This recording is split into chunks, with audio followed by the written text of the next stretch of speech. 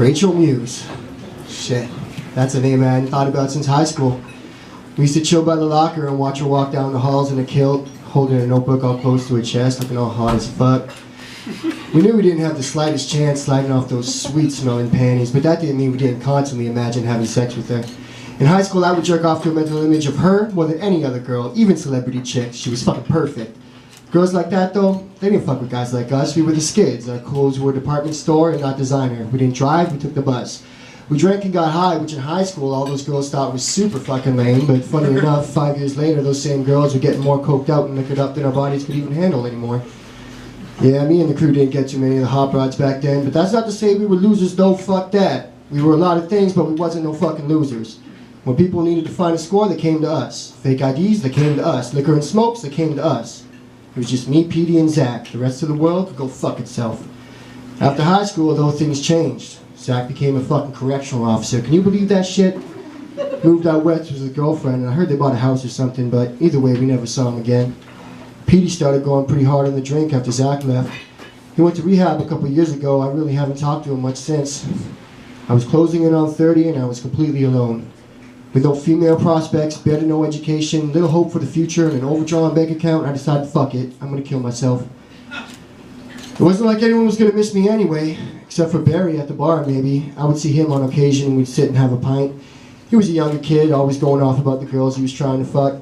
He'd tell me stories and ask for advice. I was kind of like a psychiatrist. Spins from work too. If I wasn't around, he probably wouldn't have anyone to tell his gangster stories to in the garbage room during smoke breaks. But either way, all these people would eventually find a replacement for the small part I played in their lives, and I would fade into eternity, forgotten in death as I had been in life. So one night I shut all my windows and turned on all the gas on the stove. I planned to go to the bar for a couple drinks, and by the time I got home it would be prepped and ready. All I'd have to do was light a cigarette and boom! Most badass suicide ever. I sat at the bar and ordered a drink and began my usual routine of sports highlights and cigarette breaks. Barry came over and took a seat beside me. "What's up, kid?" I asked with a half grin. "Same old shit," he said. He turned to me and asked, "Hey, you ever done anal, like with a chick?" I laughed. "Yeah, once. Why?" He shook his head. "Shit, I ain't never done that before. I've been dating this chick for a while, and I think if I brought it up, she'd be down and shit, but..." He hesitated. "But what?" I asked. "Well, it's just that I'm afraid that if I take my dick out and there's shit on my dick, or shit falls on the floor, or if there's just shit anywhere, that I might, get grossed out and not see her the way I see her now. You know what I'm saying?" "I see," I said. "You do know she does go poo too, right? I mean, she farts and all that shit." Yeah, I know, but that's like in the privacy of our own home. It's not like happening in front of my very eyes, get it?" "Well, if she's comfortable enough to let you penetrate her asshole, then I think you should be prepared to deal with some shit. I mean, don't think of it as gross shit or dirty shit, but rather shits of love.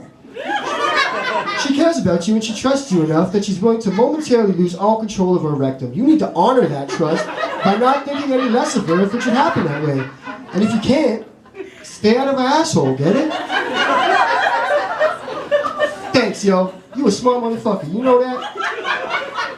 We talked some more about basketball and other stuff we saw on the news until he went on his way. I paid my bill and said goodbye. I left the bar and began walking down the street.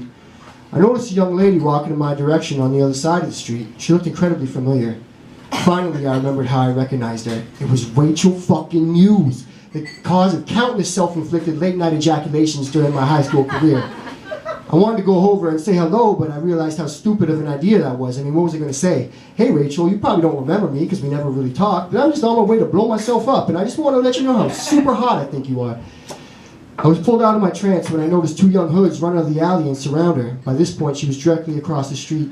I couldn't make out who the thugs were because they wore bandanas over the bottom half of their faces, but the taller one was holding a gun. I bolted across the street, my heart racing a mile a minute. With no real plan, I leaped off my feet and I drop-kicked the short fat one to the floor. The gunman swung around, his attention now on me. "Don't be a hero, you're gonna get yourself blasted, fool!" I looked up at him as I held his assailant to the floor. I recognized that voice. "Spins?" His eyes went wide and pulled the bandana found from his face. "It was fucking Spins from work." "Yo, what are you doing? You're robbing this girl?" Yeah, you in or what?" "No, man, I know her. She's cool. Let her be." He looked down at his friend who was trying to rub the kick off his belly and then back to me. All right, stay up." He turned to Rachel. "You're fucking lucky." Then he helped his friend to his feet and they both ran off into the night, leaving me and Rachel standing face to face. "You okay?" I asked. "What are you doing out walking these streets at this time of night?" "Oh, just stupid stuff."